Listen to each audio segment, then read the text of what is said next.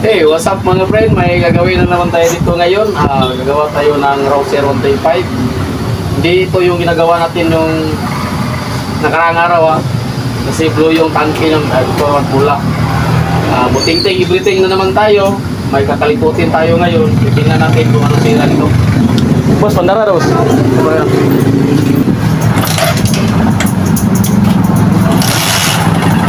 Yan mga friend, yung tunog ng ating makina. Maririnig natin na parang may kumakatok sa ating pintuan, no? Parang Pasko ngayon, no? May kumakatok, oh. Ito yung naging problema ng motor ni sir. Ang gagawin natin dito, bubuksan natin yung kanyang cylinder head at saka cylinder block para matingnan natin yung kanyang piston, kasi suspitsa ko piston ito. Sana hindi ito piston. Una natin gagawin, tatanggalin na itong cover at titingnan natin yung kanyang timing chain. Kapag okay ang higpit ng kanyang timing chain, didiretso na tayo dito sa kanyang block para ating buksan at makita natin kung ano talaga ang sira. Ayan mga friend, naka-top dead center na yung motor ni sir. Check natin yung kanyang timing chain. Goods pa naman yung clearance ng kanyang timing chain, no? Hindi pang umangat. Maganda yung tulak ng kanyang tensioner. So, desisyon nito, magbabaklas talaga tayo ng kanyang cylinder block at saka cylinder head. Piston talaga ang sira nito mga pre. Ito na yung kanyang piston mga pre, no? Makikita natin sa kanyang bottom ng kanyang piston.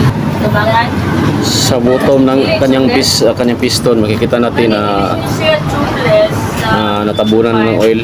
Dapat ang portion na ito dapat dry ito, dahil dito sinusunog yung gasolina at saka air. Yung ating fuel and air mixture dito sinusunog, dapat walang oil na pumapasok dito. Sanin yan, yung kanyang piston ring sira na, at yung kanyang liner to,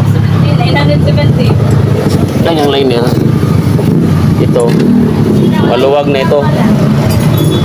Medyo may clearance na ito sa kanyang piston, kaya pag andar parang kumakatok yung piston, kasi medyo sumasayaw na yung piston kapag gumagalaw na yung piston pataas pababa.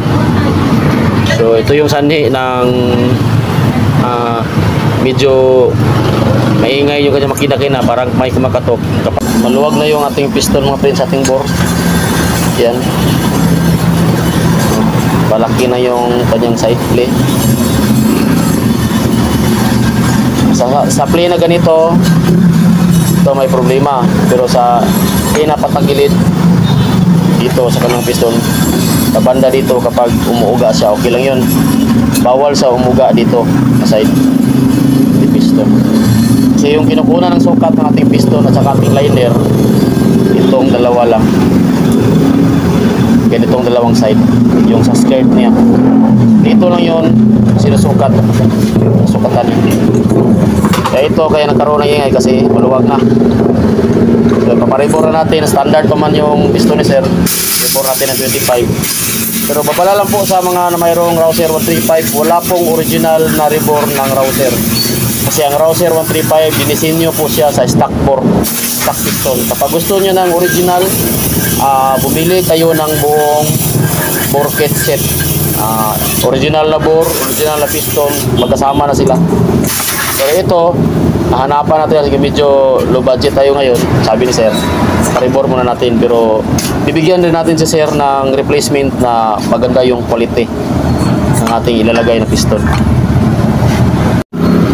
Ito na yung bagong piston na palit natin mga friend. Ito na yung status ng kanyang liner, kinis na. Yan, ito yung piston ring, saka yung bagong gasket, palit natin.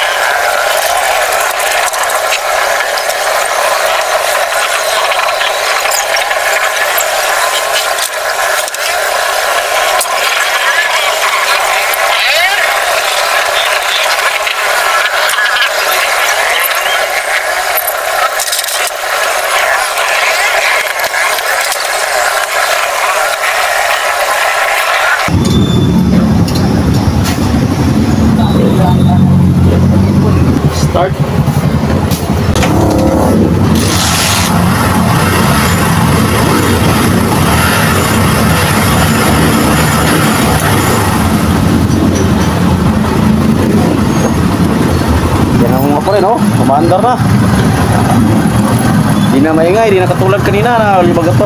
May kaldag yung kanyang piston. Ngayon, wala nang kaldag. Pino-pino na yung andaran mo to. Yun lang po mga friend, kapag naka-encounter kayo ng ganito, try nyo check yung piston sa kanyang cylinder block. Kung umaalog na, mas mabuti, maribor nyo na lang or magpalit kayo ng bagong cylinder block at saka piston. Sa mga lahat pong sumusuporta sa akin, salamat po sa ating mga subscriber. Salamat po sa lahat na nag-like, nag-follow at share.